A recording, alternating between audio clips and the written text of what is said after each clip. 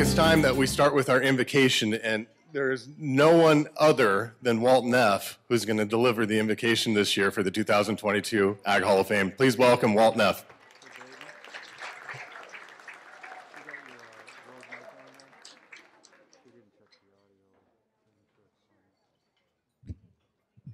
Well, everybody can hear all right through these muzzles we got on? I imagine you can. All right. First of all, I want to thank Colin and the chamber for calling me and asking me to do this. I've been doing this ever since we started the Ag Hall of Fame. If you're wearing a hat tonight, it would be really nice if you took it off. It may have cost $300, but just hold it in your lap until I get done saying grace. Please. If everybody would bow their head, I will ask the Lord to bless our dinner.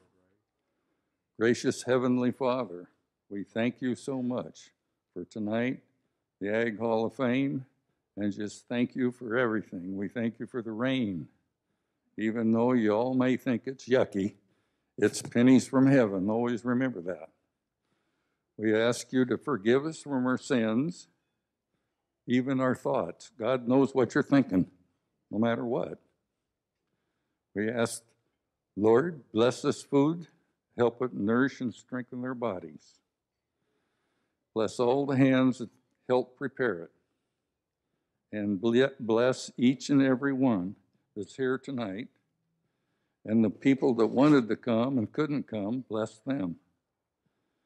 That's about all I got to say. So, God bless you all. We ask all this in Jesus' name with thanksgiving. Amen.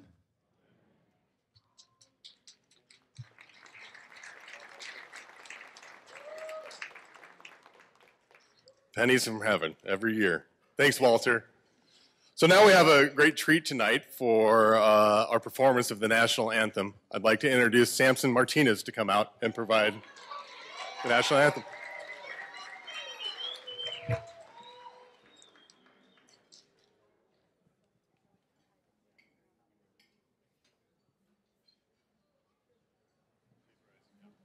Please rise.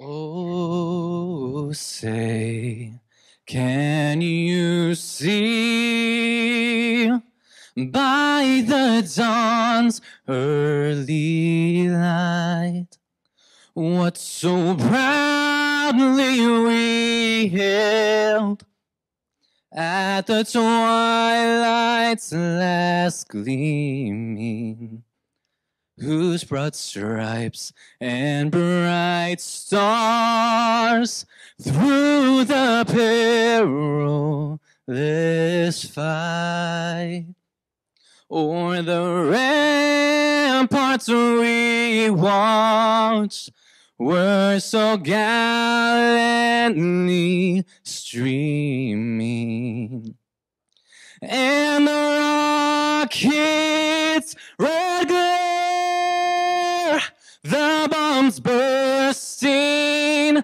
in air, gave proof through the night that our flag was still there. Oh, say does that star-spangled banner yet wave o'er the land of the free and the home of the brave?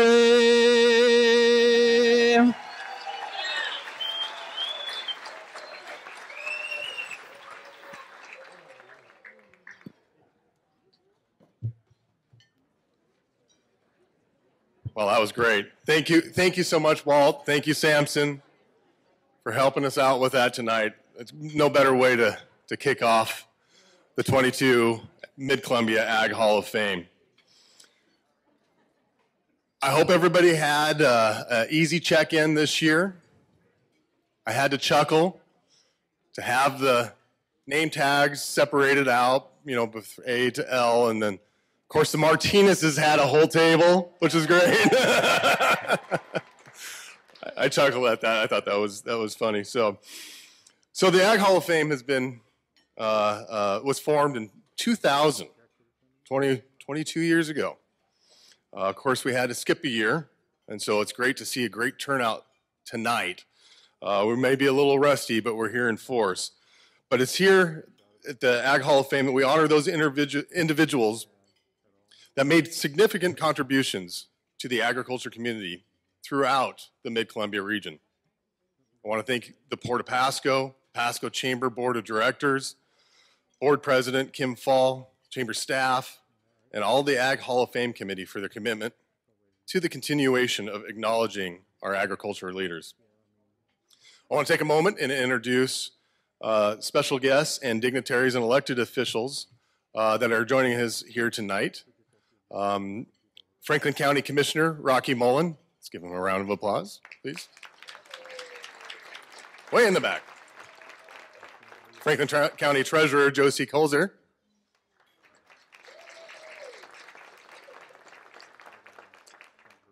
City of Pasco Council members Dave Milne and Nikki Torres. It's way far away from election. That's why they're way back there. I can guarantee you if there's an election coming around the corner, they'd be up front. Port of Pasco Commissioners Vicki Gordon, Gene Reichman, and Jim Klindworth. Right up here up front. And a last-minute ad that I was doing backstage, I didn't want to overlook the Star School District Board members, Butch and Reed Wiswall. Thank you for your service doing that.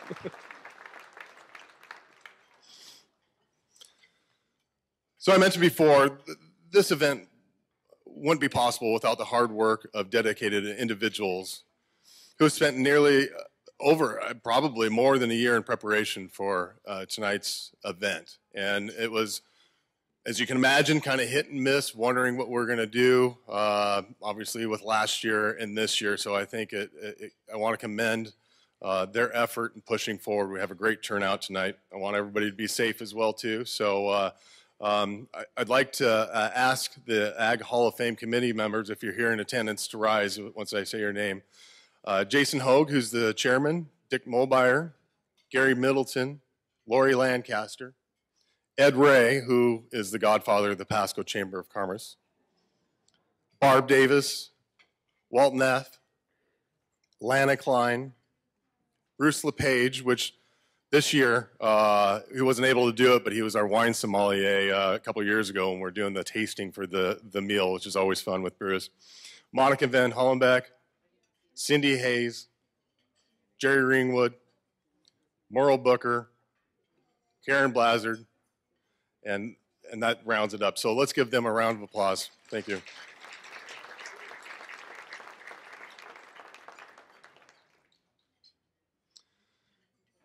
If you're inspired after tonight to recommend an individual who you think is well-deserving of becoming a member of the Ag Hall of Fame, feel free to contact myself or the Pasco Chamber of Commerce or any of the Ag Hall of Fame committee members as to how you can nominate those individuals.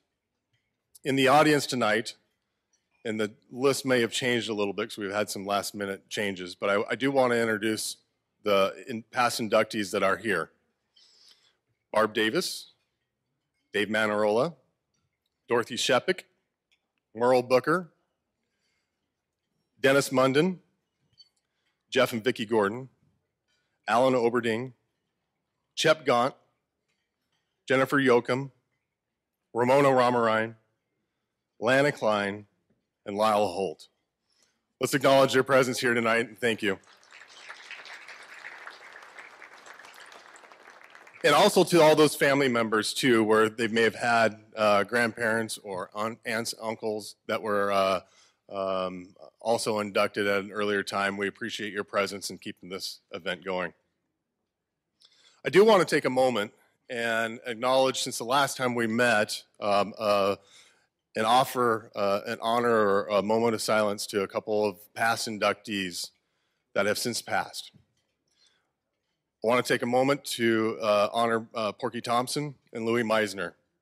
So with that, in honoring their families, please join me in a moment in silence.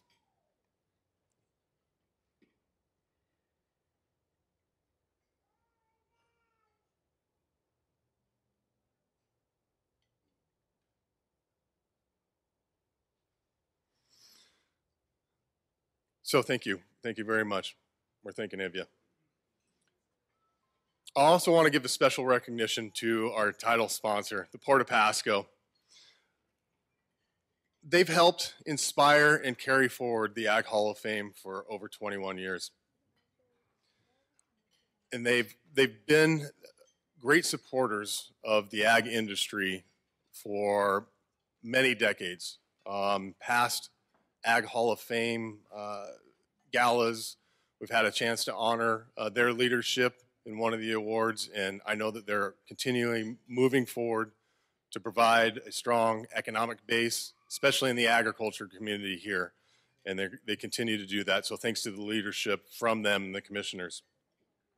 Also want to recognize our Pace Center sponsor this year, which is Conover Insurance, a division of Hub International.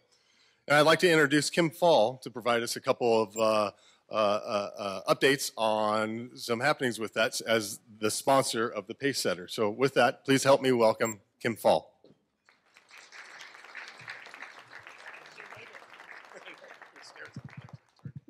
I didn't fall down without the steps. So, hey, I want to welcome all of you tonight, both as the president of the Chamber of Pasco. I'm so happy to see live faces and to see all of you here, and would it not just be the ag community that shows up? So we're so happy to see you. And Conover has always been such a staunch supporter of Pasco and of the agricultural roots that are here, from our Ed Ray days and Fred Ackerman and Neil Smiley. I think most of you know those names and recognize them, the founders and those people that have sure supported us. And certainly I have spent my career here in Pasco as well. So we welcome Hub as a part of Conover now, and some greater resources that we can bring to you. So we're very pleased with that. We have a new building about done, just down the block about a building or so. So that's where you'll find us, I think, come April. So very soon we'll be there. But mostly I want to thank you guys, congratulate you all for what you do. This is a community of giving, and you are the people that taught this community to give. So congratulations to all of you tonight, and have a great time. Be safe and be healthy. So thank you. Drop the mic moment. Good job. We have fun doing this event, and it's only going to get more fun. So now it's my honor to introduce an individual who, through the vision and leadership under the direction of the Port of Pasco Commissioners, has helped continue the growth of the Ag Hall of Fame. He understands the importance of agriculture in the Mid-Columbia and is best known for his dedication to this event and to the economic development of the greater area. Please help me welcome to the podium, RMC once again for this evening, Randy Hayden, Executive Director of the Port of Pasco and title sponsor for the Ag Hall of Fame.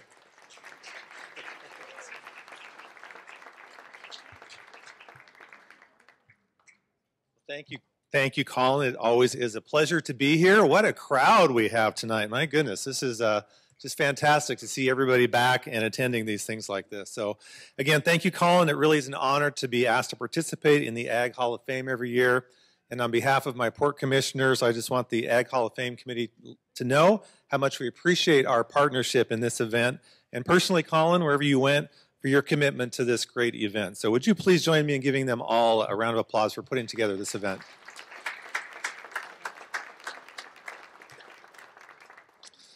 All right, let's on to the program. Over 90 well-deserving farmers and ranchers have been inducted into the Hall of Fame over the past 22 years. Candidates are judged on their contributions to improving agriculture practices, but also must stand out amongst their peers because of their community involvement and their unselfish acts of community service. And tonight, we certainly have a batch of inductees who have surpassed these expectations, as you will be hearing. The Ag Hall of Fame awards include the Pioneer Award, the Agriculture Advisor Award, the Stewardship Award, and the Visionary Award. And if you've been coming for many years and you're pretty sharp, you will notice I did not say the Rising Star Award. It's in hiatus for 1 year, but rest assured it will be back next year. Although we could only choose one awardee for each category, we feel there are many, many deserving nominees. This is no easy task with a stellar crop of talent that we have in our region in the ag community. Producing an event of this caliber, as you can imagine, takes a lot of work and a lot of help. Thankfully, we have a lot of sponsors, a wide array of generous sponsors who not only have helped us out tonight, but for many, many years. So I'd like to recognize them now. Sponsors, would you please stand as I read your name and remain standing so that we can applaud after all the sponsors have been recognized. Our Visionary Award sponsor is RDO Equipment, Jared Bailey. Our Pioneer Award sponsor is Wheatland Bank, Steve Lancaster. Stewardship Award sponsor, Basin Pacific Insurance, Brad Toner. Our Ag Advisor sponsor, Northwest Farm Credit, Cody Reed. Our Pace Setter sponsor, Conover Insurance, Kim Fall. Our program sponsor, Benton Franklin Fair and Rodeo, Lori Lancaster. Our Keep Farmers Moving sponsor, Tire Factory, Ryan Weld. Reception sponsor, Jason Hogue, American Family Insurance. Media sponsor, Tri-Cities Area Journal of Business. And finally, our supporting sponsor, Washington Potato Commission, Chris Voigt. Thank you all very much.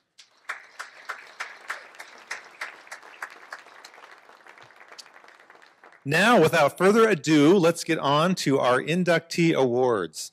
Our first award, the Ag Hall of Fame Ag Advisor category, recognizes individuals in ag advancement and education programs and similar organizations who have influenced ag industry through their leadership, guidance, and community involvement.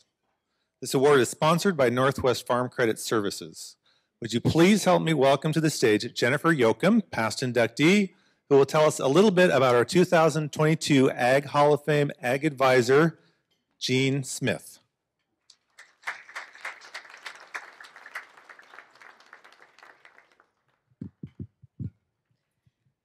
It is with great pleasure tonight that I get to introduce the 2022 Mid-Columbia Ag Hall of Fame Advisor Award recipient, Gene Smith.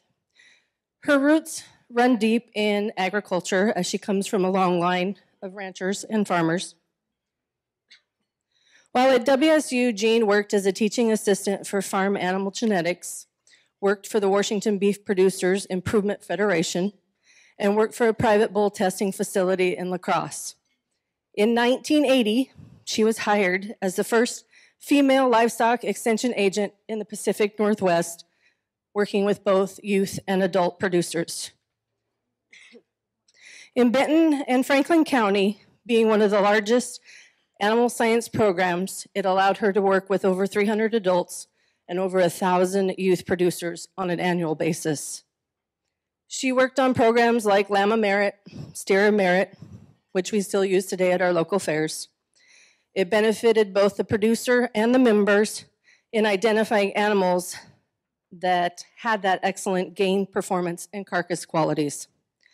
Jean was an author and a collaborator on a number of different state, regional, and national educational materials. These materials included things like animal care, carcass quality, wholesome and high-quality meat products for consumers in a humane manner. Another area that Jean enjoyed working with was the beef industry in the performance testing and record keeping. Over her career, thousands of bulls from the Pacific Northwest were evaluated and data provided to those breeding stock producers and their potential buyers. In 1991, she joined forces with the Pasco Chamber of Commerce, local producers, and commodities groups to develop the Tri-City Farm Fair, which is still being held annually when we're not in COVID. The event serves to increase agricultural education knowledge and awareness among our local 5th grade students in the region. She received first place nationally for this concept through the National Association of County Agricultural Extension Agents in 1996.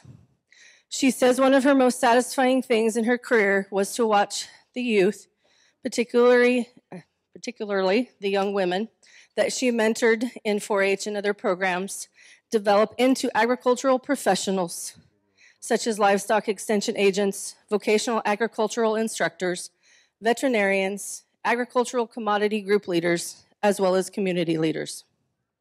I was one of the lucky ones to have had Jean as my extension agent.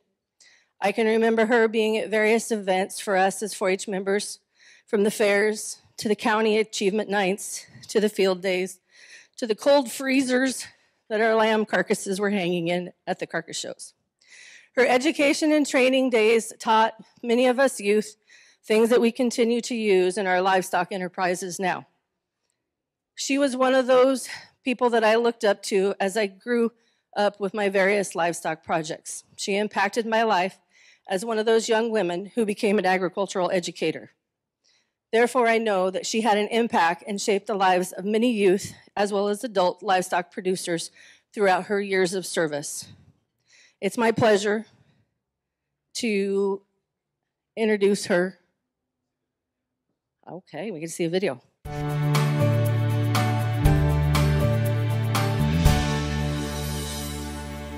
Well, I've been firmly rooted in agriculture my entire life. I came from a long line of producers and farmers that actually immigrated into Washington Territory in the late 1800s. And then when I went to WSU, I transferred into the animal science program my sophomore year, and my major professor really questioned why I wanted to get a degree in a male-dominated field. And I thought, well, that's what I really enjoy. And then in 1980, I had the opportunity to become the first female livestock extension agent in the whole Pacific Northwest. The thing I found most rewarding is working with many dedicated volunteers and producers and commodity group leaders to help develop successful programs. I had the leadership of the 4-H program in Benton and Franklin County, which was the largest animal science program in the state of Washington. And over the years, I mentored many youth in various 4-H programs. One of the things I found most satisfying in my career was really watching youth, particularly young girls, grow up to be professionals in agriculture, such as livestock extension agents, vocational ag instructors, veterinarians, commodity group leaders, and community leaders. In my career, I was very satisfied with working with livestock producers to help them make sure that they were producing the safest, most wholesome, high-quality product for consumers they could. And doing that, I developed many educational materials and programs, starting with the Washington Meat Animal Quality Assurance Program and Food Safety is Your Business, and then a regional program working with the National Cattlemen's Association, developing the Western Regional Quality Assurance Program, and then a national curriculum for youth that was really used in 48 states.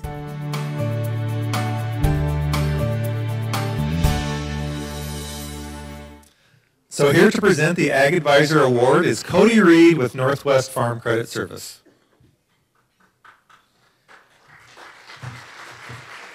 On behalf of Northwest Farm Credit, we are honored to sponsor the Ag Advisor Award. At Northwest Farm Credit, we believe educating and inspiring today's youth. And we congratulate this year's recipient, Jean Smith, on her recognition. Thank you, Jean, for influencing you've had promoting agriculture to our youth. Thank you very much. I'm very honored to receive this award, and it took a couple of people to really encourage me for several years before I would put my name in the hat. So they finally succeeded, and here I am. As Jennifer indicated, I grew up on a large ranch in north central Washington, and when I was in high school, girls were not allowed to take vocational agriculture. And even when I went to Washington State University and transferred into the animal science department, my major professor really questioned my choice in animal science in such a male-dominated field. And so I became kind of a trailblazers for women in agriculture. That same major professor hired me for 3 years to teach farm animal genetics. And then the other 2 jobs that I had that really influenced my career was working for the Washington Beef Improvement Federation and as a data analyst for a private bull test facility in La Crosse, Washington. When I first started in July as the first livestock agent, female livestock agent in the Pacific Northwest, I went immediately into a couple of programs that dealt with providing carcass information to both adult and youth producers. And one of the things that I noticed, because we not only did carcass evaluation, we also looked at the gain. And I noticed that some of the animals were not gaining appropriately because most people that live in the city don't realize that a lamb should gain about a pound a day and steer should gain 2 to 3 pounds a day, and so should pigs. And so I saw a real effort in, a real need to develop some educational materials for leaders that really gave them a practical and scientific method of looking at what is the appropriate size of project animal that would meet the fair range weight, the market weight at fair. And then it included information on feeding and caring. And those were the first things I produced, and it was feeding, monitoring your lamb's progress, feeding market steers, and then monitoring your pig's progress. And I really enjoyed developing educational materials. And then I developed information on quality assurance on the state, regional, and national level. And that was making sure producers were doing everything they could to produce a safe, wholesome, high-quality product for consumers.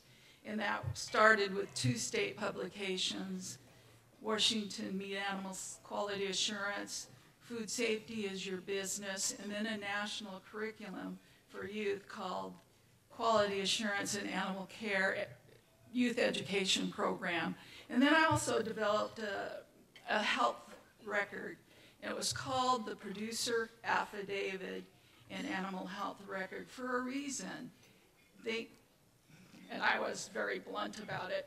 If you're raising a market animal, you're in the business of producing meat. And so you need to be aware of what you're feeding, what products you're giving your animals, so you are producing a safe, wholesome, quality product. And it was also designed so if there was a drug residue in a show animal, it could be used to trace back of point of origin if a residue was found.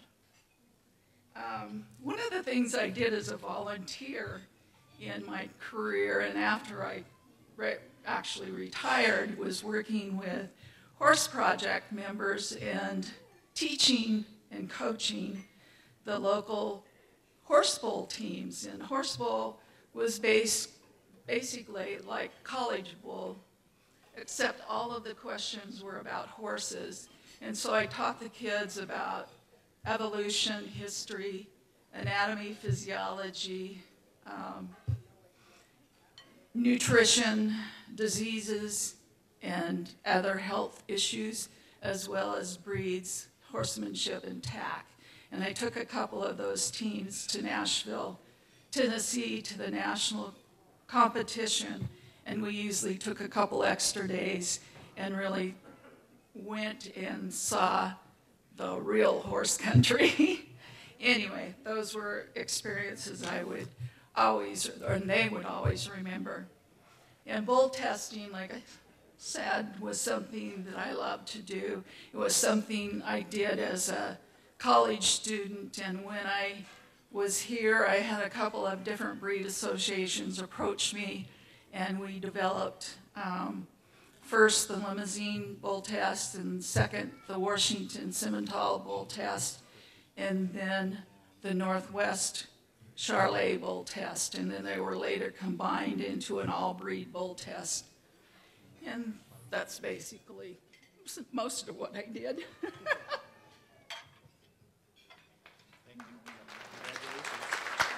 Really heavy. It's a good thing that I still lift 40 and 50-pound feed bags.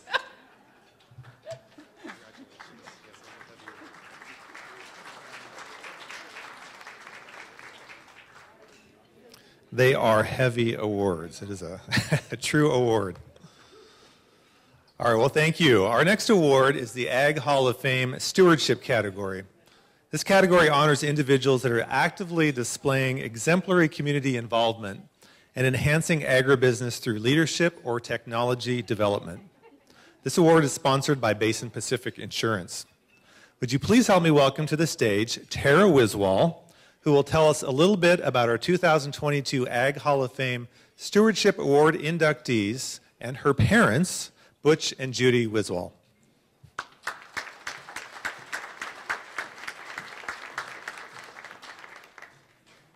Thank you. Can you hear me okay? Okay, good. In-laws, technically. It gives me great pleasure to introduce the 2022 Stewardship Award inductees.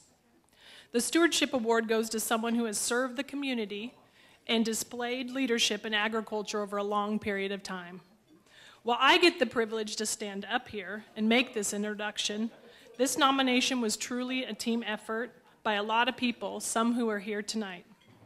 I also share a last name with these two extraordinary people, but the truth is, I could get the old photos and information without Butch asking too many questions for the nomination packet, and that is a real accomplishment. This pair started over 55 years ago at the Pacific International Livestock Expo, or PI, as some of you may fondly know it. The story goes that Butch was showing steers and Judy was showing sheep. Always prepared, Judy didn't need much ring preparation, so she could spend some time visiting with the tall, slow-talking fella from Zilla. And I'd like to think that Judy likely scored better than Butch, and Butch, always on the lookout for good stock, was hooked. What you might not know is Judy comes with her own history of grand champions. She was the first female ever to win the top judge in the Cow Palace Senior Intercollegiate Contest representing Oregon State. So when this OSU Beaver and WSU Cougar got together, a life of agriculture was in both of their hearts. The two of them have raised, showed, and sold champion livestock all over the United States. They spent some time in Eastern Oregon, where Butch was the head herdsman for Stone Hereford Ranch, and Judy taught in Echo. In 1970, an opportunity to partner with Harold Thompson and T.T. Herefords came to be, and Butch and Judy moved to Franklin County, Washington. They became invaluable members of this community. It is here that they chose to raise their family, buy their dryland wheat and cattle ranch overlooking the Snake River. While Butch was more visible as the fair judge or serving on various boards and committees, Judy always chose to teach in the smaller, more rural elementary schools. What might go unnoticed is if Butch made it to these meetings and appointments on time and in clean clothes, Judy always made sure it happened and had a bag full of cookies to bring with him. Now I'm going to ask all of you here tonight to help me. Who here has ever gotten help from Butch and Judy Wiswall with your fair, 4-H, FFA, or any livestock animal in general? Please raise your hand. Keep your hands up. Who here has ever been taught or had a family member taught by Mrs. Wiswall? Please raise your hand. Keep your hands up. Who here was part of ag forestry and participated with Butch or followed Butch in the class in number 1 after the groundbreaking class? Please raise your hand. Who here has ever attended the Star School or had a family member attend the Star School? Who here has ever fought a fire with Butch Wiswall? Raise your hand. And you probably got some food that was brought out to the crew by Judy Wiswall. Lastly, who here has ever needed help? Flat tire, broken down combine, sudden death of a loved one, or whatever it may have been, and Butch and Judy were there to help. Please raise your hand. I want you to look around. You can't see them now, but there was a lot of hands raised. Take in the lives that these two people have touched in this community and know that stewardship is exactly what Butch and Judy exemplify. I want to finish with a quote from Confucius that I think embodies Butch and Judy Wiswall. If you think in terms of a year, plant a seed. If in terms of 10 years, plant trees. But if you think in terms of 100 years, teach people. Butch and Judy think in terms of 100 years. See the video. Thank you.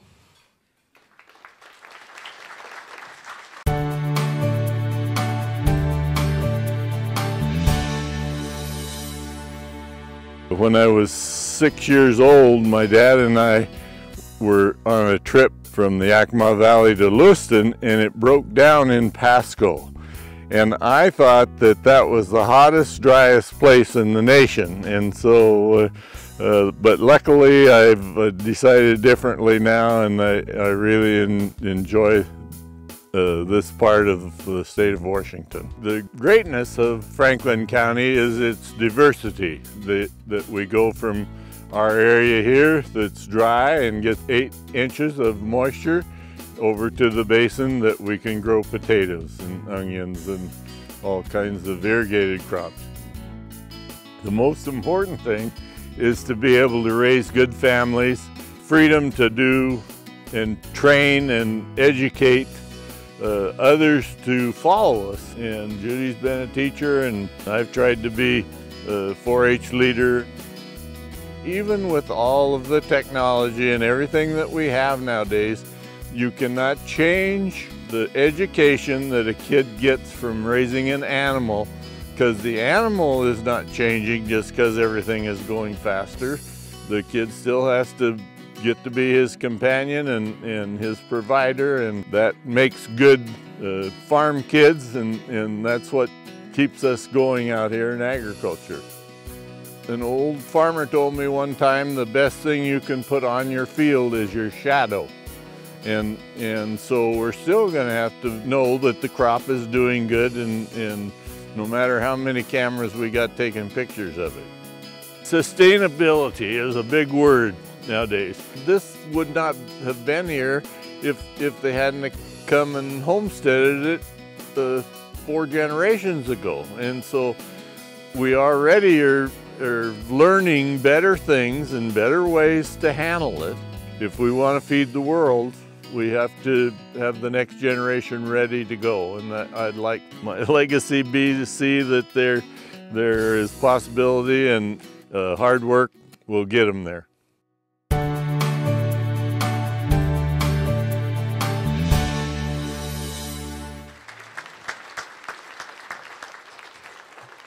So here to present the Stewardship Award is Brad Toner with Basin Pacific Insurance. Thank you. Basin Pacific is honored again to present the Stewardship Award again this year. We have 3 offices in Othello, Kennewick, and then through Manly Crop Insurance up in Prosser. So we're actively involved in agriculture, and we're honored to present the Stewardship Award to Butch and Judy.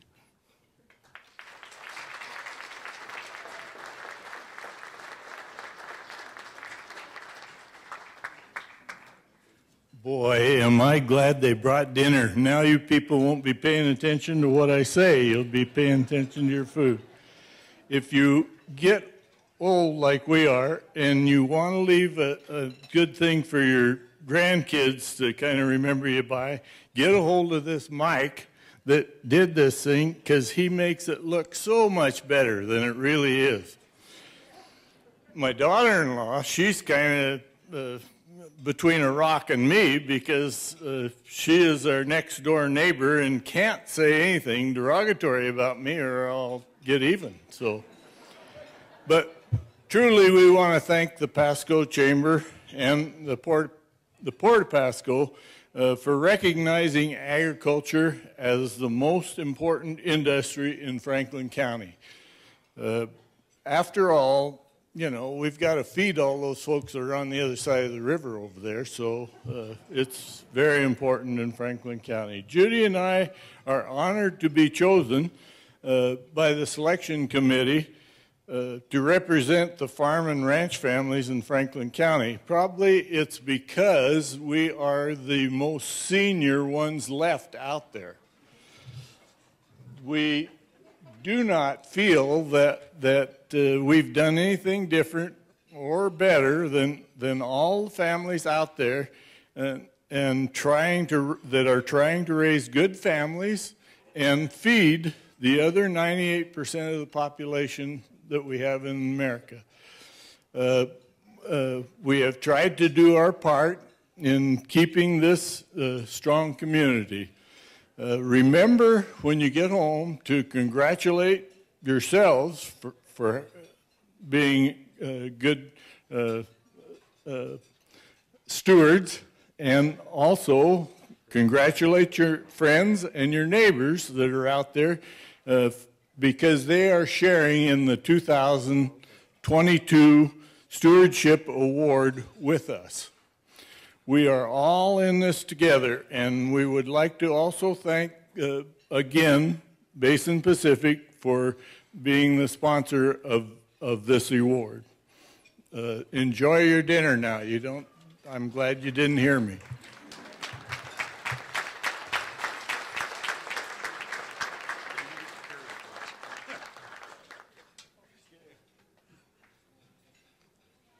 This is a very nice award from our sponsor, and it's heavy. It's metal, cut out of metal, and we're going to put it in the front yard, but we're going to weld it to the dang thing so somebody can't steal it.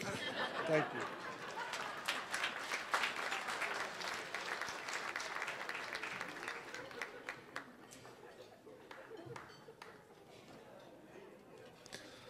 That was great. All right, at this time, we're going to take a break from the award presentations, and we were supposed to invite Jason Hogue of American Family Insurance and the Ag Hall of Fame Committee up to help us with this part, but he kind of stood us up tonight, and he's not here, so you can all give him a bad time about that next time you see him.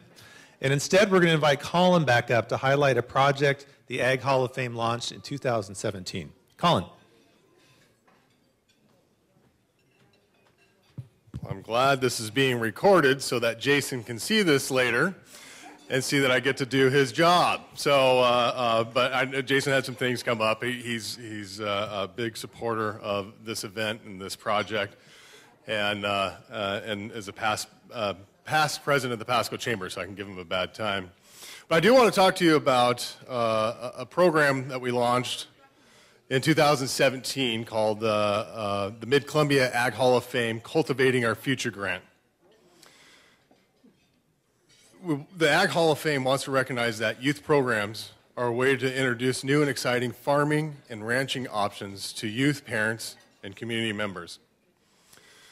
During this grant process, the idea, or what the application, those applying for the grant, gives them an opportunity to help support the sustainability of this important industry for future generations.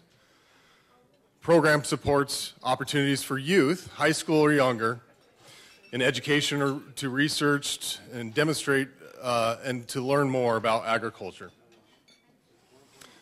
These grants are competitive for educators and entities to provide this type of programming, engaging our youth in agriculture. This opportunity will be open to any organization that's focused to educate and engage local youth in agriculture. So in 2019, we granted nearly $9,000. Some of the recipients received prizes and awards for over 80 youth participants in the Columbia River Classic.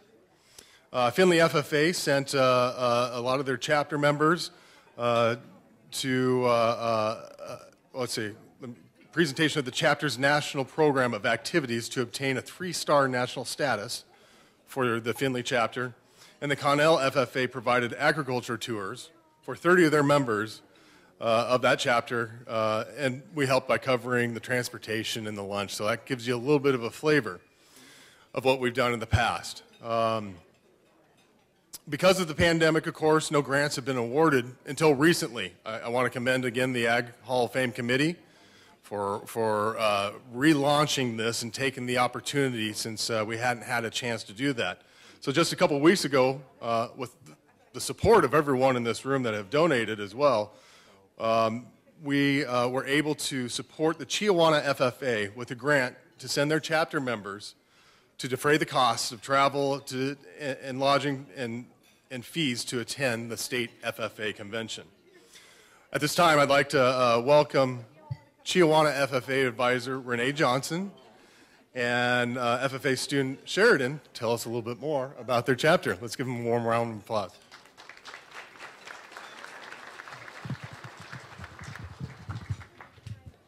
Well, it's a pleasure to be here. Thank you to the Ag Hall of Fame, to the Chamber of Commerce for selecting us for this grant. Chiawana has been struggling a little bit post-shutdown and COVID. We're finding it a little difficult to get our students to engage. They've been a little bit sequestered. Finances are very difficult. One of our goals is to be able to recruit at least 10 new members to add to the current membership. We know that going to state convention is like one of the big ticket items that really gets our kids involved. They are surrounded by FFA chapters from all over the state. They're exposed to the industry people, educators, and that is really something that we're looking forward to. We've been doing a lot of service activities this fall, trying to get kids involved. Now that we're able to travel a little bit more, we're seeing much more involvement, but they aren't actually joining the chapter. So we're trying to hope to turn that around. Your funding really validates our programs. It lets our schools and our district and our administrators know that we do have an important part in the education system. So thank you all very much.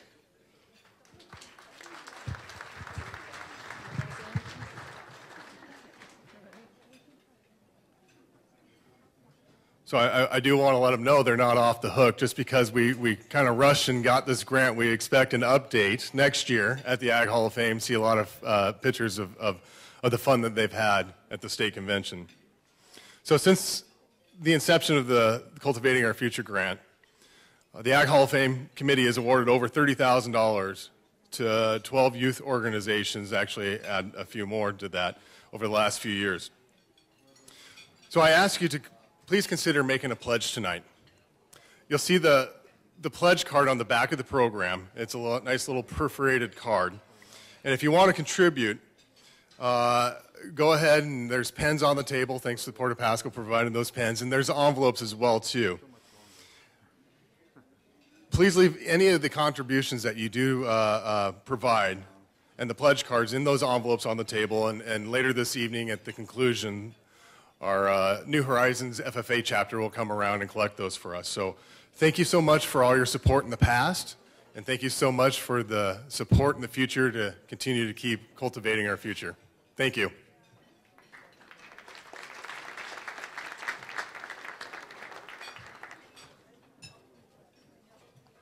And if any of those pens don't work, let me know, because some of those have not worked for me either. All right, now on to one of my favorites, the Ag Hall of Fame Pioneer Awards. Year after year, I am amazed by the sacrifice and hard work of these early leaders in our ag industry. This category honors individuals who've had a significant influence on the development of agriculture and who have unselfishly served their communities. This award is sponsored by Wheatland Bank. Please help me welcome Saul Martinez as he inducts his parents, Senato Sam and Angelica Martinez, into the Ag Hall of Fame with the Pioneer Award.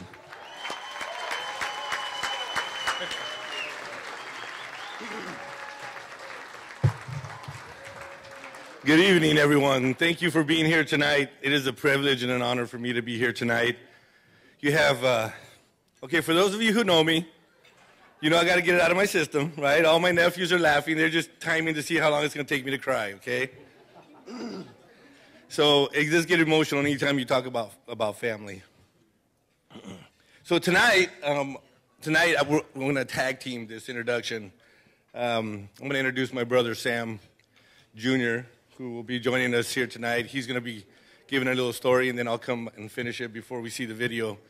But I just want to tell every one of you that we're proud and we're honored because we have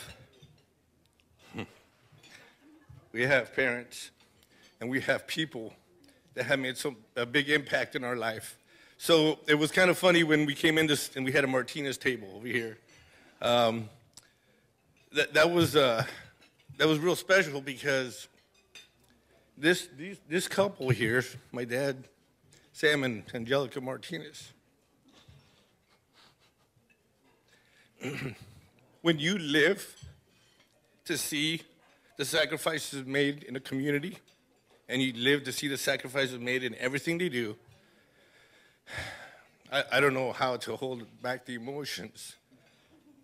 And before I get even more emotional, I'm going to go ahead and introduce my brother, and then I'll finish off the introduction. And but there's so many stories that we could share tonight, and I was committed to sharing one story that I'll share here just a little bit. But tonight, ladies and gentlemen, we have Mr. Mafia himself, Zenaida Martinez.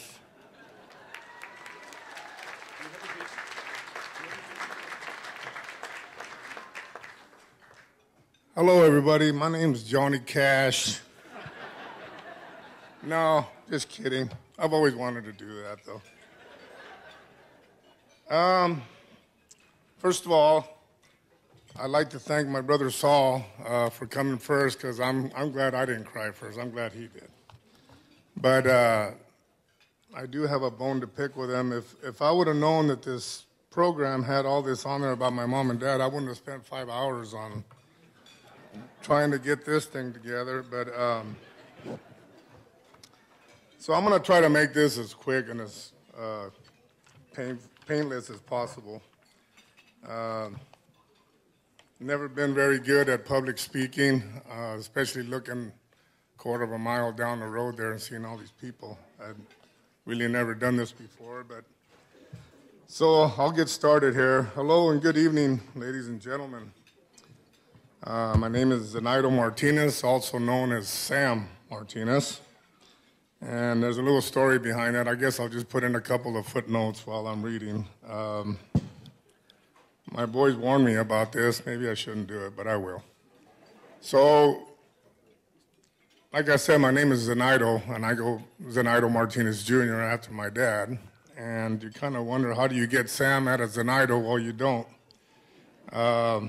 When my father first arrived here in Washington, he didn't know a lick of English, so he went looking for work, and he found this farmer, and he was kind of like 6 sheets to the wind. He wasn't on his 5 senses or 7 senses, whatever it is, and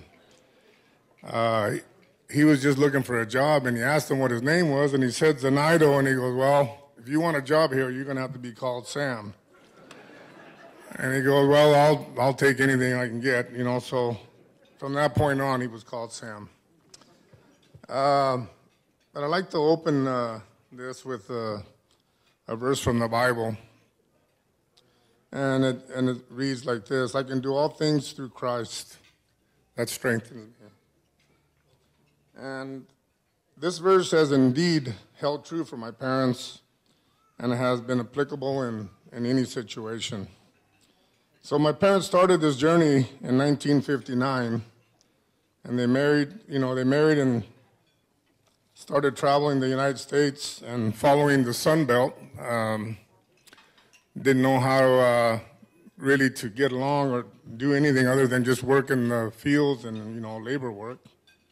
So they traveled through the western states and ended up in Homestead, Florida, where they picked tomatoes, and then they migrated north into Virginia, picking tomatoes as well. They moved on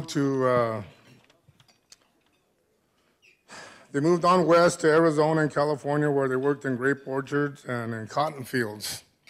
And at this point, you can almost imagine they lived a pretty rough life. It's pretty hard labor work. They moved on to Minnesota, where they started thinning and cleaning beets. While in North Dakota, my father was employed by a man that he wasn't a very nice man, but my dad needed a job, so he worked for him anyway. While they were there in Minnesota, yours truly was born in Fargo, North Dakota. So parents moved, from that point, they moved west into Mesa, Washington. Great little city. So he was looking for employment, like I said, and he ran into this farmer, which named him Sam, Mr. Medlock. He worked for that family for like 3 years, and he moved on and started working for this most beautiful and wonderful couple, Ray and Lucille Bailey. And for the next 15 years, and by the grace of the Lord, he managed to build a company that became a staple in the Columbia Basin. Every time a child was born, like the program says, my dad asked for a 25-cent an hour raise. Well, if you can all imagine, after 12 kids, Mr. Bailey was really starting to wonder if he was just supposed to hand them the deed of the farm, just might as well. So my dad, he was a pretty big asset, we kind of want to believe, to the Bailey family. So he learned to work on the farm. He cultivated corn, beans, and anything that was supposed to be done on a farm. But his main deal was harvesting potatoes. That was his specialty. So he somehow convinced Mr. Bailey to let him buy a 10-wheeler to kind of incorporate everything that he was doing on the farm, right? And so my mom, bless her heart, she drove truck for the next 10, 12 years, for my dad, and ended up being his number one driver. So they bought more trucks, and they started their own custom potato digging service. They bought real estate and bought a gas station, and eventually they purchased their farm. My father's biggest highlight was not only to see his family growing, but waking up bright and early to see his crops peeking out of the ground. That meant the world to him. My father, with the help of all the employers like the Baileys, Medlocks, Doug Muse, and Frank Ochoa, and many more other farmers and friends that he encountered, they mentored him into quite a farmer. My father would ask Frank Ochoa, when do you know when to water irrigated wheat? And he would just simply say, you have to give it water like when you feed a baby, a bottle of milk, only when he needs it. And that is so true. I mean, there's an art, to farming, and a lot of people don't recognize it. So in closing, we are so proud of the achievements that my parents have accomplished. His entrepreneurship, his unconditional love for his family, his perseverance, and total dedication to his passion for the ag industry.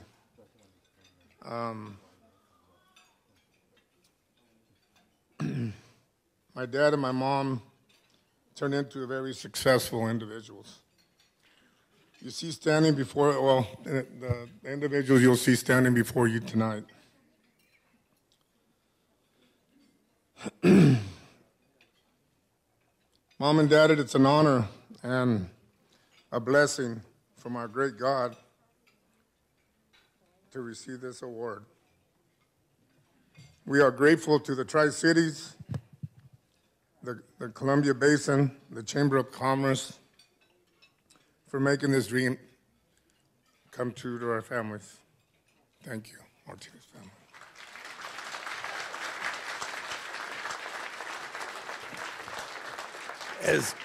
Thank you, Junior. As I'm speaking, I want my siblings just to go ahead and make their way on up, and I want to give you my little version of what my brother just tried to explain. You know, imagine a little boy and a little girl, well, I should say teenagers, coming to the United States from a place where my father used to just be a goat herder out in these woods over in Mexico, in the state of Nuevo León, Mexico, where he's from.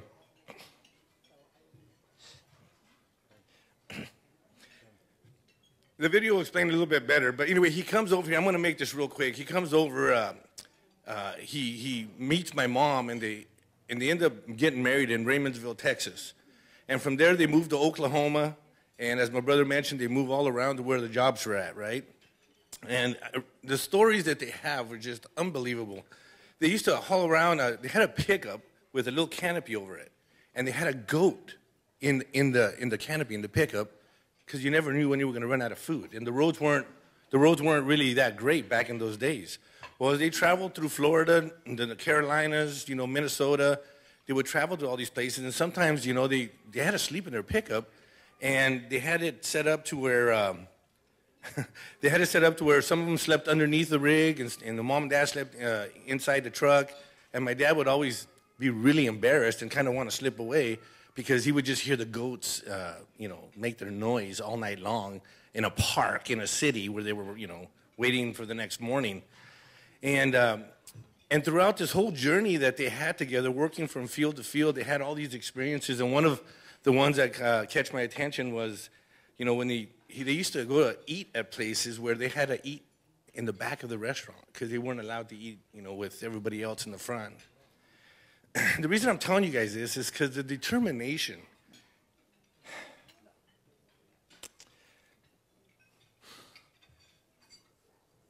to succeed and the love for his family just kept this couple going, and it's just incredible the drive that this couple had, you know, and along the way, you know, my sister here, you know, she developed polio. She was one of the last of the children getting.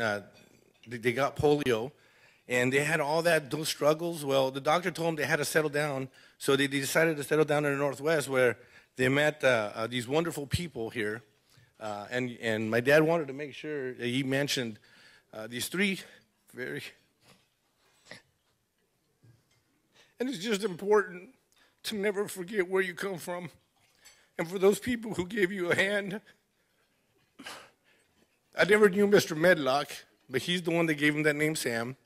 And then it was Ray Bailey, who I think Matt and Bailey's here tonight, and I think he's a half-brother to one of my brothers, because that's why Ray Bailey gave him that raise every time he had a kid, because he wasn't sure if it was his or not. You know, and we just keep teasing. And my brother Danny, where's Danny? He's the big red-headed one. We don't know where that came from, you know? And so we just kid around like that, with all due respect. But Mr. Ray Bailey and Matt, and I mean, I remember when he was young and full of hair, and we just had a great time there in the little town of Mesa. We had so many memories there. And then later on, you know, Doug Muse and Cindy Muse, who's here tonight, what a blessing. You know, Doug Muse had, I don't know, a 300-acre asparagus farm, and Dad used to hire all these people to come and work it, and he had time for each and every one of us, And the one thing that's not a big deal, but I just want to share tonight, that he shared with me, is when I was trying to farm potatoes, and I ended up going broke, but when I was asking him all these questions, he said, Saul, you want to be successful? Do what everybody's not. And that never left my mind, Mr. Muse. So I became a politician, not realizing how crazy that was, right? And I also remember as a little kid, and that's another thing I want to attribute to my parents, how much of motivators My parents were caught between so many people trying to make everybody happy. But he actually said when we lived in the little town of Mesa, there was 11 of us living in a 1,000-square-foot house. Don't ask me how he did that. But he caught me in a room one day, and I was playing an instrument that I made up or something, and I don't know, he just said, Saul, he said, son, one day you're going to be the mayor of Mesa. And you know, I took that to heart. Dad, no matter where you were, no matter what you did, no matter what piece of equipment you broke on the farm, if you learned from it, and you didn't do it, you know, intentionally, he supported you 100%. This couple was so motivating to each and every one of us, and the sacrifices they made to make sure that each and every one of my siblings were successful and productive members of society was just amazing. My dad was one of the first guys when he was working the potato fields with Ray Bailey, and I don't remember what it's called, but the spiders, man, you know, the spiders that they used to cultivate the potato fields? No, it wasn't the Dammerdiker, it was the Lilliston cultivator.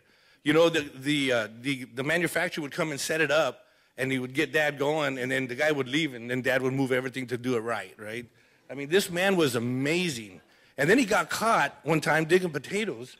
Ray Bailey put a really good-looking rock picker to drive them, you know, to be picking rocks while he's driving the machine. And my mom was one of the very first drivers in these single-axle trucks to come and haul potatoes. Well, when my mom was coming to go get loaded, she found them both underneath, fixing something underneath a digger. Oh, that didn't set well with Mom. Boy, my mom just made a U-E, went right through the potato field and went home, and old Ray Bailey had to go and figure out how he was going to keep my mom and dad from, you know, divorcing. But, you know, all those memories. And then I'm going to say one more story that I committed to calling. You know, we have a story. Just imagine 11 kids, man. We had so many memories. And one of them is losing my brother Danny. Again, this Danny is a redhead of the family. We were migrating. We would go to, before my dad started farming, we used to go Thin Beach in Minnesota every summer. And there was 12 of us kids, and we didn't stop at restaurants because it was too expensive. But we'd always stop on the way back from Minnesota. We stopped in Spokane. I think it was the Safeway there in Spokane. And Mom buys her, you know, Snyder's bread, bologna, bean dip, Doritos.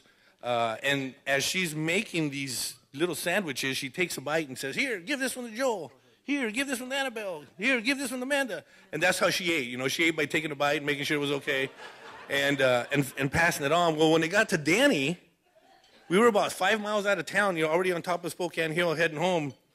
And my mom said, "Hey, give Danny his medication and give him a sandwich." Danny, where are you? Danny was nowhere to be found. Where's Danny? You should have heard my mom just bust along, just, "Where's Danny?" Well, the next thing you knew, we realized Danny's not in the van. Dad goes through the medium of the freeway in this GMC van. It was like ball hauling through there. He gets on the other side. He gets at 80 miles an hour to get back. And I remember Dad putting it in park right in the middle of the street. Junior had to go and take it somewhere. And we get there, and next thing you know, we go into the Safeway, and there's this little redheaded kid walking, and he goes through the aisles, and he's just kind of go like this, and he walks and go like this. And he realizes that there's no more family there. So when people started recognizing he was lost, you know, they started giving him candy. He was having a blast, you know. When Dad gets there, you know, he realizes all these people were around this little kid, and we find Danny, and then boy, did we get in trouble for that, for not having Danny in the van, or somebody got in big trouble for that. But anyway, all these stories, and then just real quickly, the Pioneer Award. These two people here were, they just blazed new trails. Everywhere they go, Dad was not afraid to get things started. He worked so hard from sun up to sundown, making sure each and every one of us got there on time to go change our water in the morning, at night. And, you know, he, as you'll see in the video, he was one of the first farmers that brought the crop of buckwheat to our communities here in the Columbia Basin. And, you know, he was just an entrepreneur, and he got us all going in a business. And, you know, it just so happened, you know, he raised at one time over 500 acres of potatoes and helped me raise a couple of crops of potatoes. But trucking is kind of where things ended up. And you know, as I was thinking when this award was going on, I said, you know, why not honor my parents? You know, I think between my dad and my brothers and all the extended family that my mom has here tonight, who are all a part of our life in agriculture. I don't know, between Quincy and Boardman, I would venture to say about maybe 70% of the fields we've touched one way or other, either hauling wheat out of there, digging potatoes, you know, something to do with agriculture. And, you know, ConAgra Lamb Weston has been a big part of our life and who has helped my brothers get to, and us get to where we are. But it took everybody that we came in contact with, that my folks came in contact with, to make what you're seeing up here is a beautiful, it's a beautiful family. There's 9 of us left. And I want to encourage each and every one of you tonight. You know, if anybody knows how to live with my sister, I mean, I have to pay my brother-in-law to stay with her, right? But we do not go to bed at night upset at each other. You know, we have our fights, we have our things, we're family, right? But this family right here is a product of those 2 people who have sacrificed their life. We lost 2 brothers on the way, but these people are the product of productive members of society, and we owe it all to the Columbia Basin, to Franklin County, to the people who have been a part of our lives.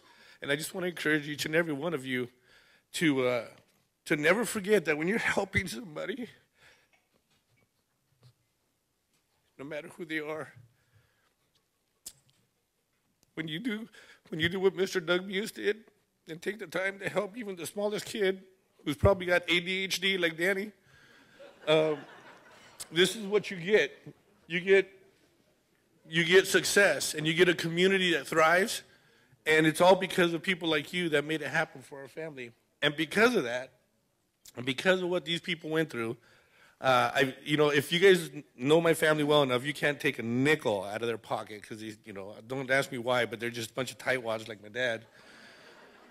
But the Martinez family has come together, and we're going to donate $3,000 a year. We want to give 2 $1,500 scholarships to a student that wants to go to college and that works in the agricultural community, and it's going to be managed through the Pasco Education Foundation. And we're going to dedicate $3,000 a year to help people the way many of you in this room help these folks and help our family. So with that, we want to watch the video first.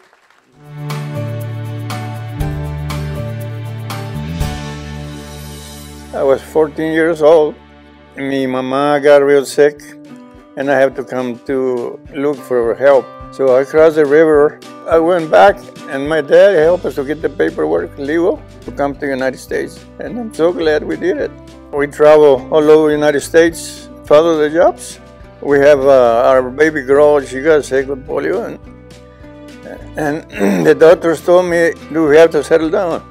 So we picked up the big city of Mesa. We like that city to live. It was comfortable and peaceful. And that's where I started working with Mr. Melak and Ray Bailey and Doug Muse. We have 11 children, and 1 passed away. They only live 24 hours.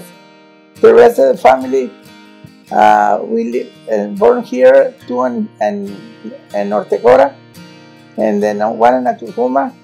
The rest, by 8 people here, 8 of my family. And I'm so proud for each one, everyone. We work real hard to reach the American dream. When I go see Mr. Melak, I ask him for work, and he said, yeah, what's your name? I said, Zenaido Martinez. He said, heck, how about Sam? I told him, give me a job and you can name it whatever you want. So everybody knows me for Sam Martinez. My favorite crop was potatoes, but I raised buckwheat. One year, I was the first farmer to bring that product to the state of Washington. And they wanted me to try it, and I did, and I had a real good crop. I guess from there on, everybody started planting buckwheat. I had four row potato diggers, como 18 10-wheelers. We started with those trucks, old trucks, real old trucks, the Macarena and the Black Widow. And then I started with the semis, and now we do a lot of Martinez trucking. We own about 150 semis, and me and my boys. I guess farming and trucking is my best job I ever had. I drive like 25 years every season and go to the field to work with the hoe. And then I do whatever I can do, drive it with my kids and my truck. I really appreciate what she did for me. She was my best driver. You have to do the job, what the boss asks you to do, and work hard. I'm so proud of my family because everyone learned what I teach them to do.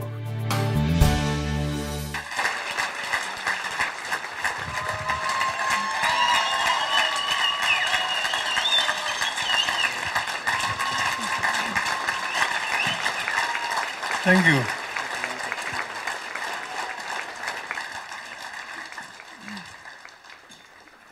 Well, my boys already said everything I was going to say. But I welcome everyone here.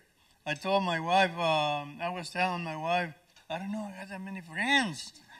But everybody looks familiar to me because maybe I work for everybody and I don't even know.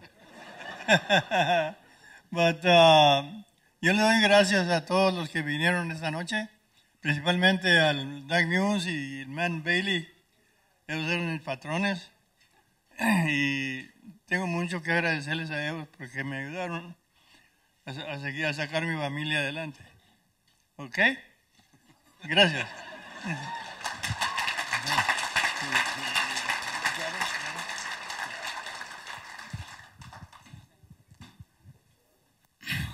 God bless you, everybody, tonight.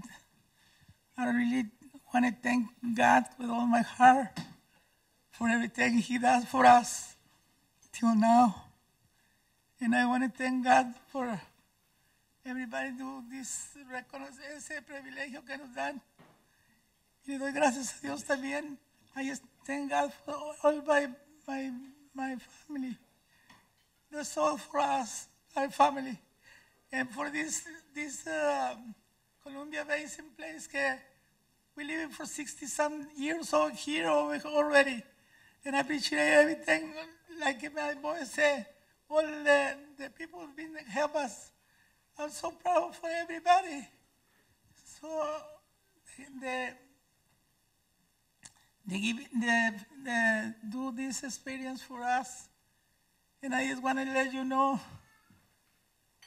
I appreciate everything and thank you very much for everything. I mean, but I can believe in all these years, all these beautiful people we have, so as the one that help us to go ahead all the time. That's why we have this encouraged to do.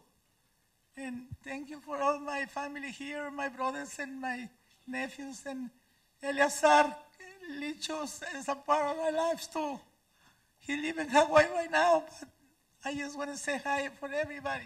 God bless you, everybody. This woman right here, she would make 45 to 60 breakfast burritos every morning and take them out so we didn't come home and make a mess in the house. She would take them out in the Cadillac and would feed us, and she didn't have time to make sweets. So you know those Hostess raspberry filled donuts? Oh, they were the best. But this woman made it happen for us, and this team right here, this team, I tell you what, it's an honor for us to be able to be with them receiving this award.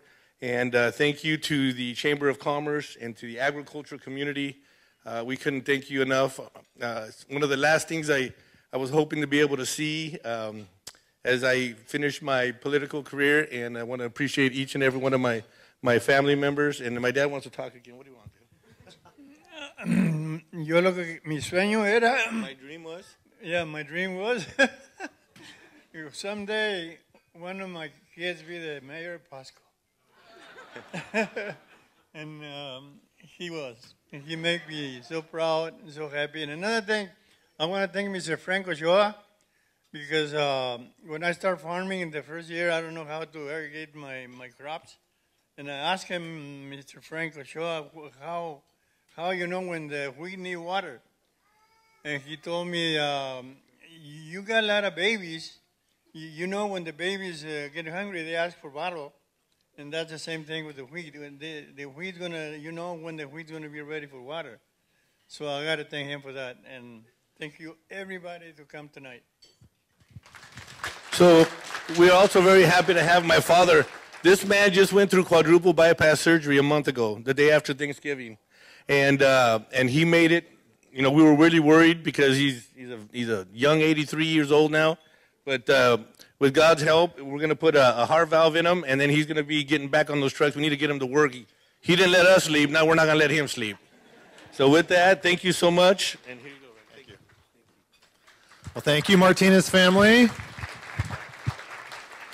We knew that we had a little bit shorter program today, so we were counting on the Martinezes to fill up some time, and they did not disappoint. So thank you very much. We do have one little piece of business to conclude here, though, and that is to actually make the award. So we have Steve Lancaster with Wheatland Bank to make the award. I'd like to thank you all for coming. Wheatland Bank is a proud sponsor of the Ag Hall of Fame, and it's especially proud to be the presenter of the Pioneer Award, which shows that these people, anybody in the United States can have a dream and make things come true. This family is a prime example of that, no matter what the people back in the White House say. So, congratulations, Sam and Angelica.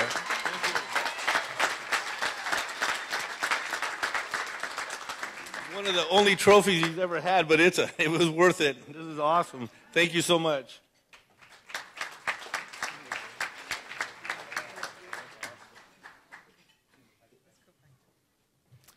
Well, that is a hard act to follow, but we are going to do it. We are on to our final award, the Visionary Award, recognizing individuals who've had an extraordinary impact on agriculture in our region. Please help me welcome Scott Williams as he inducts Jim Holmes and John Williams into the Ag Hall of Fame with the 2022 Visionary Award.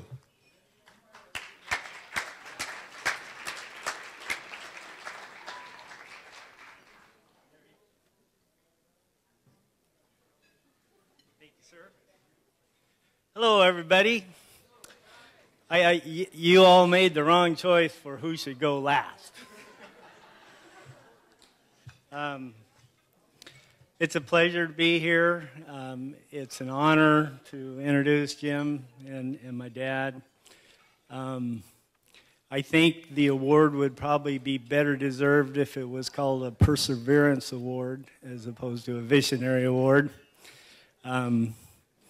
When they started way back when in 1973 with a patch of desert in what's now known as Red Mountain, I don't think they had a vision. I think they had a dream that they could do something unique and create a product that people would be excited about and maybe get rich and quit their day jobs. That never happened. So, you know, I have lots of memories of what happened out there and the family that it took. And Jim and Dad's friendship, it's pretty incredible. They had a partnership for a little over 20 years on a handshake and separated friends. And they had a passion and a drive that was infectious. People say now that on Red Mountain we planted wine grapes and there's all this activity and worldwide recognition, and boy, we were so smart, and boy, you got to be rich. And I know all kinds of people that planted Golden Delicious at the same time and retired after 10 years and had a yacht and all that good stuff, and we're still out grubbing in the dirt. You know, perseverance. We started making wine in Jim Holmes' garage in West Richland in 1980. That was supposed to be a temporary job or a temporary facility, and it was there till 1994, only 16 years. My parents built a house out on the vineyard. And a house is a loose term because when we planted the vineyard, there wasn't really anybody that, one, knew how to do it, and two, would lend us any money. So it was all done sort of on a shoestring. And we actually got some grapes planted and sold them to the few wineries that were in existence at that time, and decided that we wanted to build a winery as well. And so they go to the bank and ask for some money to build a winery. And they said, well, you guys don't know how to make wine, and you're just engineers. Why should we lend you any money? But you can build as big a house as you want. So Mom and Dad built a house, and it had 10-foot basement walls and a door big enough to drive a forklift through. And we proceeded to put the tasting room in the basement of that house temporarily, and it was there for only 20 years. But the idea that anybody would come to Benton City on vacation and taste wine was pretty ludicrous. So anyhow, the tasting room in the basement of the house worked pretty well. Mom had to get up in the morning and vacuum fruit flies out of the bathroom and put up with bottling, which was in the basement. And we'd drive the big truck, and the wine would go through the basement in a hose like so, and there'd be people clinging around it down there bottling wine and making noise. And anyhow, it was all great fun. 1988 Progress Edition. It's Jim and Dad on the front. Big glasses, big hair, mustache. It's all back in style now. But in this article in 1988, it talks about how the number of wineries had grown from just a few to 87, and we were harvesting 5,000 tons of grapes. And we were worried about oversupply and saturation. And now there are over 1,000 wineries and 200,000 tons of grapes.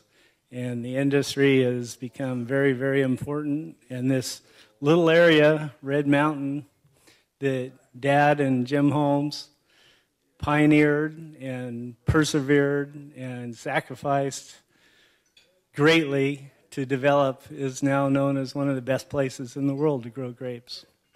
So anyhow, I'd like to thank my wife and my mother and my siblings who all helped, and Jim Holmes' family and my dad, and a couple words of wisdom. It's amazing what you can learn growing up with a guy that says, "Here, hold this." And I also learned that when he told me, if you want to, you can, insert whatever, that wasn't a choice.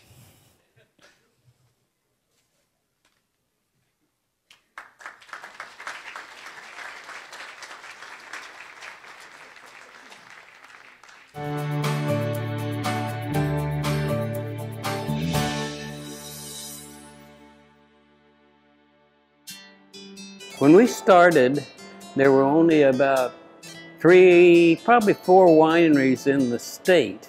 My former partner, Jim Holmes, was from California. We were working in research at Hanford, and this was something else to do. This was a long time ago, 1970 or so, and the world has changed immensely for Washington wine drinkers. 1973 was when I got this land from my father-in-law. I was an engineer, and I knew how to do things because I worked in the scientific area for quite a few years. From that, we went on and planted some more grapes. We originally planted just about 9 acres down on the west end. Technology in those early days was very minimal. Nobody really knew much about anything except how it had been done before. And so when we planted wine grapes, we had no guidance. There was a big juice grape industry here in those days. So we said, we'll do it like that. Like this Red Mountain spot that's known by the world. You say grapes are from Red Mountain, Washington. The wine world knows what you're talking about. If you're in engineering, you're a problem solver. That's, I think, the thing that got us the ability to learn and progress over a period of time. I enjoy just being here. I enjoy being outside. I enjoy growing grapes. I enjoy seeing how what we do changes, the way the wine comes out. Every year is an adventure. It's just been a great life. It's been a wonderful place to be, a wonderful time to be here.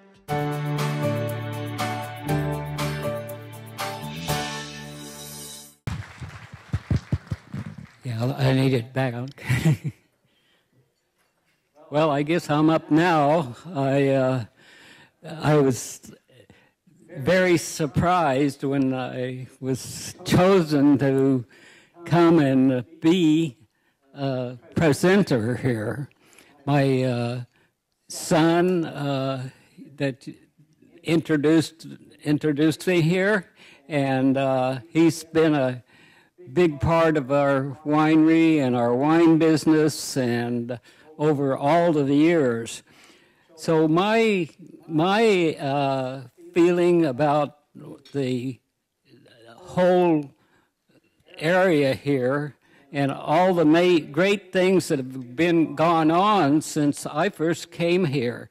It was a time when lived in Richland. If you didn't work at Hanford, you couldn't live there. And I was thinking about when we were driving out here today, how much area, cities, new housing, and the whole place has just exploded. And from my standpoint anyway, and I remember we used to come over here all the time and have wine functions here with all the wineries in Washington that were here at that time. And then when I started, there weren't very many wineries here. And everybody, when I worked at Hanford, then people say, "Are you so much crazy?" Because it was one of those things that it was just not a recognized venture out here. So anyway, we started a grape vineyard and a wine grape vineyard, and at that time, the only thing that was grown around here were grape wines, or grape juice grapes, and so it was quite a difference. And when we started, people thought, "Oh my God, you guys don't know what the heck you're doing." And the fact is, we didn't know a hell of a lot of what we were doing. So it was a matter of learning and experimenting and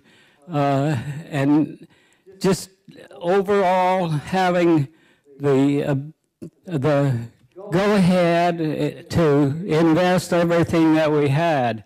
And at that time, when we were wanting to grow grapes or starting a wine, nobody would lend us any money. They said, wine grapes, that was not, there weren't very many in the state of Washington at that time. I think probably when we started, there were some less than 6, 7 wineries, something like that. And eventually there were more and more and more. Now there's, I think, over 1,000 wineries in the Washington state. So it was quite a change. It was a period of time when things were experimenting. We didn't have much other input that we were able to use to venture into this business. And so pretty much everything we did was just by pulling up our boots and heading out there. I know you guys have a lot of cowboy hats out here. I didn't wear my cowboy hat. So anyway, I think that the thing of it is that it was a real adventure for us. And when I started, both my former partner Jim Holmes and I, we were both, I met him on the first day I went to work at Hanford, and he was from California, and so I helped him drink his collection of wines. And we thought, oh my God, that's pretty good stuff, because I was just a beer drinking kid before that. And so anyway, from that point on, we were able to expand our grape vineyard a little bit at a time. And my son there, he went to WSU in agricultural engineering, and then worked for us and worked for himself, and pretty soon we had pretty much filled up pretty good spots on Red Mountain. And before Red Mountain, when we went out there, people says, what are you doing out there? So anyway, we figured that after drinking a few glasses of wine, we said, oh God, we can probably do this. So anyway, as that went on and we were able to produce more, and my son Scott that was here, he planted some more vineyards, him and Vicky, and now we have grandkids working and running the winery, which is really quite an experience. And so anyway, I don't know what else to say except it's been a wonderful life, and see all the great people out here in the farming community.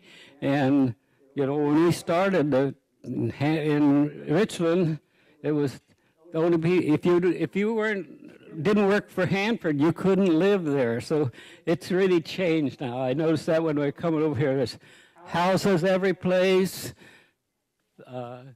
It's such a remarkable growth that I just can't hardly imagine that's happened, but it did, and look at all the people we have here tonight. Thank you.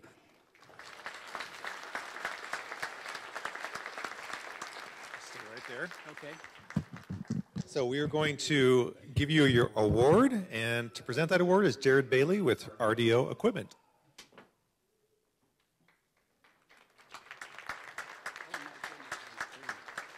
On behalf of RDO Equipment, we're proud to present the 2022 Visionary Award.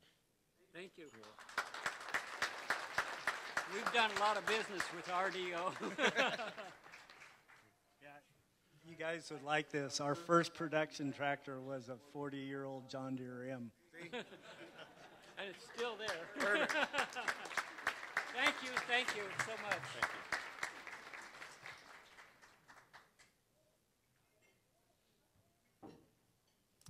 Well, we have reached the end of our night. Would you please join me in honoring all of our new inductees, Gene Smith, Butch and Judy Wiswall, Sinaido Sam and Angelica Martinez, and Jim Holmes and John Williams with a final round of applause.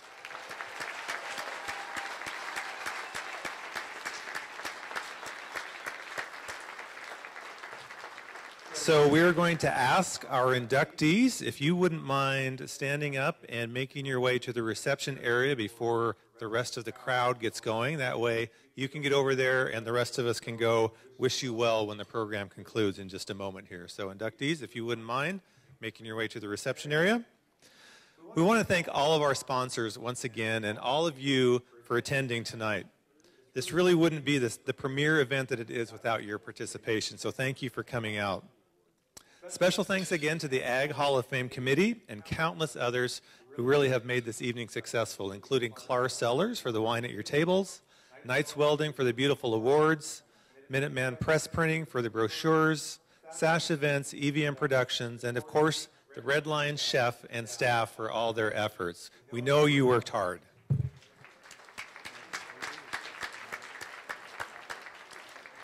Colin will now come back and close out our program. Thank you, Randy. Hell of a job once again. We expect nothing less from you. So I do want to remind you, if you have somebody in mind that you think would be worthy of this type of recognition that you saw tonight, please consider nominating that person. This event is powered by you, the peers within the ag industry. We're able to assist with any of the nominations if you have somebody in mind, so please reach out to us this summer and we can help guide you along with that process. So just a reminder, I think the inductees are heading back this way. Please hang out and stay in and enjoy everybody's company, and remember your blessings. So have a good rest of your evening. Thanks so much for coming out.